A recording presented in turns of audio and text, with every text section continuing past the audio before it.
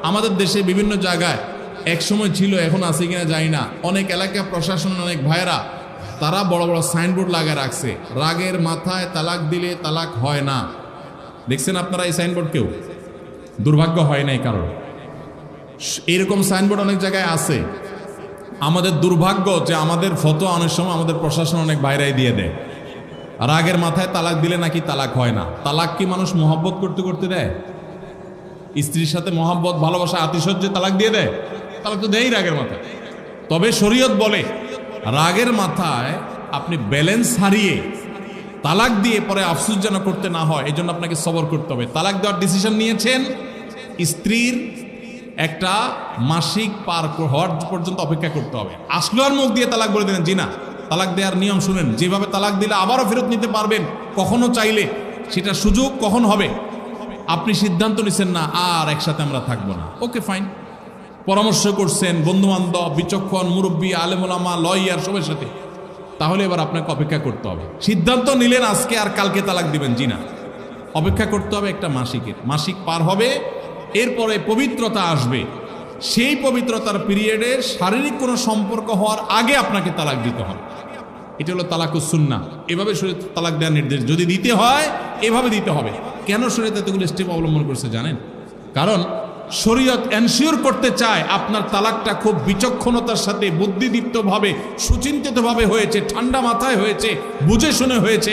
আপনি এটা অ্যাবনর্মাল হয়ে মেজাজ হারিয়ে আপনি মাথা গরম করে দিয়ে ফেলেননি। এটা নিশ্চিত করবার জন্য এতগুলো সময়, এতগুলো স্টেপ নিয়েছে যে একটা মাসিকের পিরিয়ড পার হওয়ার পরও স্বামী স্ত্রী একে অন্যের প্রতি যথেষ্ট আকৃষ্ট হওয়ার কারণ থাকা সত্ত্বেও সেই শারীরিক সম্পর্ক করার আগে আপনি তালাক দিচ্ছেন, মানে হলো যথেষ্ট যৌক্তিকতা আছে এবং আপনি খুব কনভিন্স হয়ে বুঝে শুনে তালাক দিচ্ছেন। এটা এনশিওর করার জন্য শরীয়ত এতগুলো বাঁধ দিয়েছে। এই বাঁধ পার হওয়ার পর আপনাকে তালাক দিতে হবে।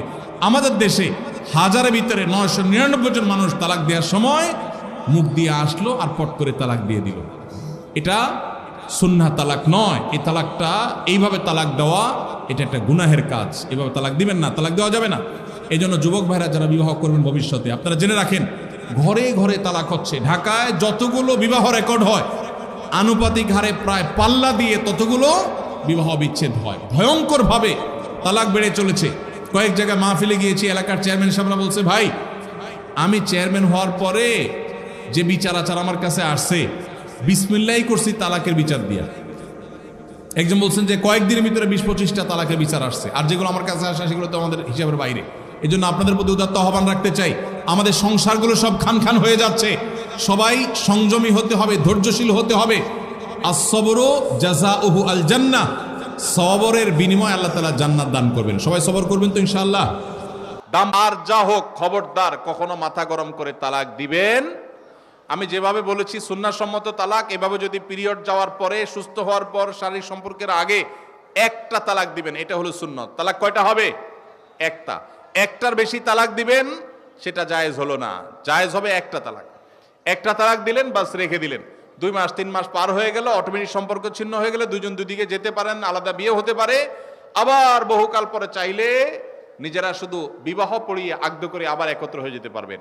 আর যদি আপনি একটা দিয়েছেন, আবার আরেকটা দিয়েছেন, 6 মাস পর আরেকটা দিয়েছেন, দিয়ে 3টা শেষ করে ফেলছেন, তাহলে আর কখনো বিবাহ যদি মক্কার ইমাম সাহেব এসেও পড়ায়, তারপর আর একসাথে থাকতে পারবেন না। আল্লাহ তাআলা আমাদেরকে এই বিবাহ বন্ধন এবং তালাকের ক্ষেত্রে শরিয়াকে মেনে চলার তৌফিক দান করুন।